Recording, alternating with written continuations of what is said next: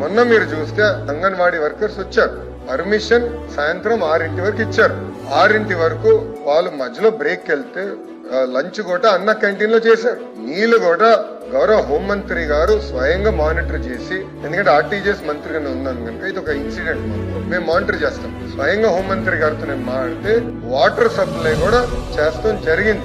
Ambulance కూడా పెట్టారు. Madam గారు కూడా ఏమన్నారంటే ఇంతమంది వస్తున్నారు, పొరపాటున ఎవరికైనా ఇబ్బంది ఉంటే చూసుకోవాలని అంబులెన్స్ కూడా ఏర్పాటు చేశారు. కానీ అక్కడ జరిగింది ఏంటంటే 6 తర్వాత రాత్రి పూట అక్కడ పర్మిషన్ లేకుండా ఉండిపోతే అందరం కంగారు పడ్డాం.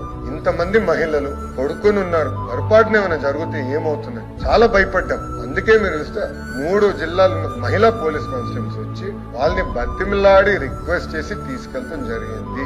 మేము ఎవరిని అరెస్ట్ చేయలేదు, ఎవరిపైన కేసులు పెట్టలేదు, పెట్టాల్సిన అవసరం లేదు. ఇది ప్రజాప్రభుత్వం, వాళ్ళతో చర్చించే మేము పని చేస్తాము. వాళ్ళు తప్పనిసరిగా పిలుస్తాం, మాట్లాడతాం. ఆల్రెడీ గౌరవ వేతనాలు పెంచే దాంట్లో గౌరవ మంత్రి గారు చాలా స్పష్టంగా అది పరిశీలనలో ఉందని చెప్పారు. అది గౌరవ ముఖ్యమంత్రి గారి నిర్ణయం కూడా తీసుకుంటారని మా అంగన్వాడీ వర్కర్స్ కి తెలియజేస్తున్నా, మా ఆశా వర్కర్స్ కి నేను భరోసా ఇస్తున్నా, మా ఏఓస్ కూడా ప్రభుత్వం తరఫున హామీ ఇస్తున్నా.